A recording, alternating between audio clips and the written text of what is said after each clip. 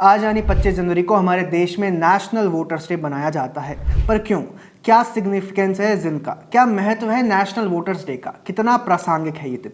और कैसे कुछ राजनीतिक पार्टियां मिलकर इस देश के डेमोक्रेटिक प्रोसेस की धज्जियां उड़ाती हैं? आज हम इसी बात पर चर्चा करेंगे।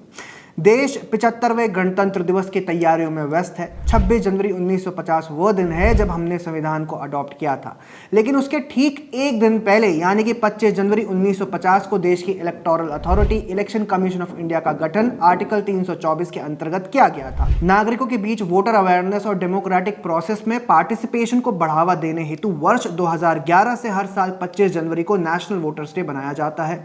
इस वर्ष की थीम है nothing like voting I vote for sure, जिसका उद्देश्य देश के डेमोक्रेटिक प्रोसेस में वोटिंग पार्टिसिपेशन को बढ़ावा देना है।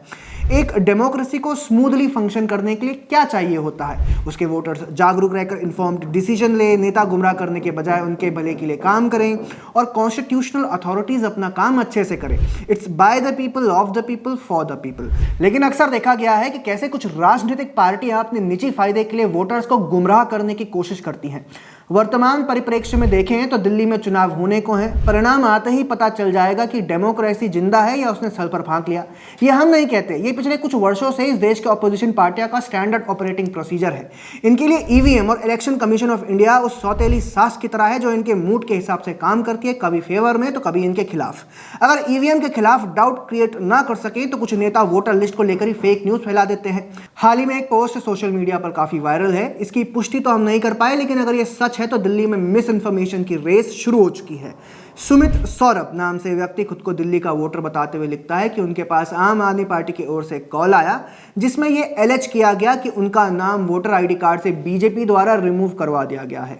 रिपीटेडली बीजेपी का नाम लेकर यह आवाज कहती रही कि कैसे कट्टर ईमानदार केजरीवाल उनका नाम लिस्ट में वापस लाने की पूरी कोशिश कर रहे हैं। सौरभ अवेयरनेस दिखाते हुए इलेक्टोरल ऑफिस गए और वहां जाकर पता चला कि ऐसा तो कुछ हुआ ही नहीं है और दिल्ली में हजारों लोगों को ऐसे कॉल्स रोज आ रहे हैं। एक तरफ इलेक्शन कमीशन ऑफ इंडिया लोगों में अवेयरनेस ला रही है कि वे वोट करें और दूसरी ओर आप जैसी पार्टियां लोगों को गुमराह कर अपनी चुनावी रोटियां सेकना चाहती हैं।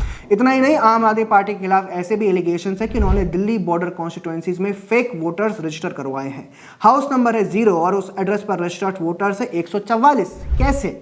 नरेला, बुरारी, बदली, रिठाला जैसे क्षेत्रों में करीब 1.83 लाख नए वोटर्स केवल 4 दिनों के अवधि में रजिस्टर हुए थे। उस पर जांच होनी चाहिए। ऐसे वोटर स्कैम्स भारत के बेसिक डेमोक्रेटिक प्रोसेस को डिरेल कर उसे डिफ्रॉड करने की एक साजिश होती है।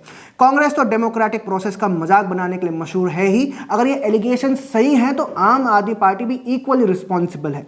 इसलिए वोट डालने से पहले अपनी खुद रिसर्च करें और वोट जरूर करें। Happy national voters day.